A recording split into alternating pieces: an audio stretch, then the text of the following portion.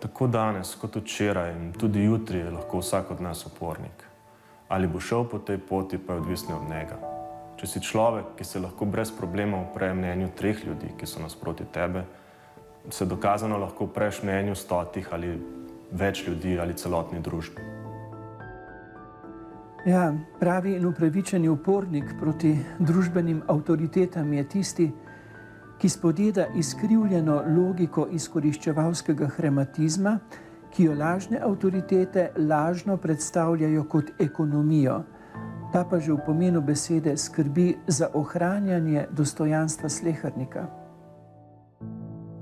Ali potrebujemo vztrajne, potrpežljive, socialno prilagojene, komunikativne in všečne posameznike, ali pa samo svoje, nepredvidljive in uporne genije, ki gredo tudi proti večinskemu mnenju in uveljavljenim avtoritetam.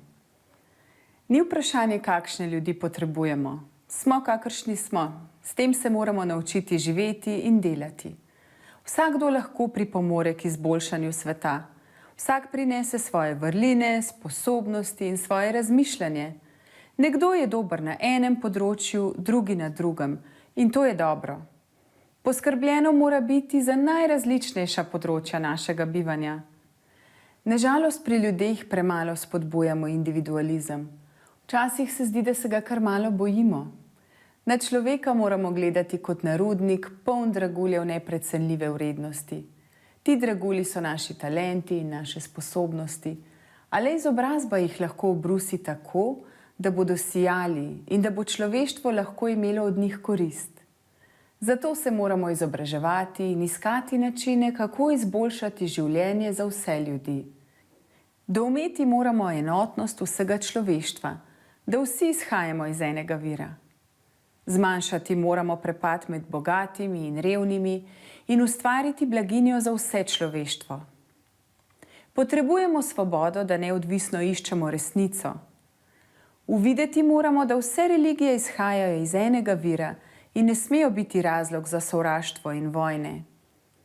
Dopustiti moramo skladnost med znanostjo in religijo. Religija brez znanosti je dogma, znanost brez religije pa materializem in oboje je nevarno. Utrditi moramo enakopravnost moškega in ženske, saj drugače človeštvo ne more doseči veličine, ki mu je namenjena. Znebiti se moramo vsakršnih predsodkov, verskih, rasnih, nacionalnih, socialnih, ti nam preprečujejo, da bi dosegli enotnost. Ustvariti moramo mir na zemlji. Dela je ogromno. Do rešitev ne bomo prišli s preprostim ponavljanjem starih vzorcev. Svoje srce moramo pripraviti do tega, da žari. To storimo z razvijanjem duhovnih lastnosti in vrlin, kot so ljubezen, enotnost, pomoč drugim in spoštovanje. Prizadevati si moramo za slogo med ljudmi. Gre za enotnost v raznolikosti. Med seboj smo si tako različni kot rože prelepega travnika ali vrta. Te so različnih barv in oblik. Prav tako pa smo ljudje raznoliki navzven. Še bolj pa se razlikujemo po mišljenju, dojemanju, po svojih veščinah in načinu delovanja. A najti moramo način, da delamo skupaj za izboljšanje naših lastnih življenj in izboljšanje sveta. Čas, ko je odločala le peščica, je minil. Sedaj je pomembno, da se med seboj posvetujemo.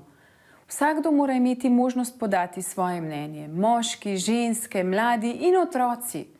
Ko se mnenja krešejo, dobimo pravo odločitev. Blaginjo človeštva, njegov mir in varnost je nemogoče doseči, dokler trdno ne utemeljimo enotnosti človeštva.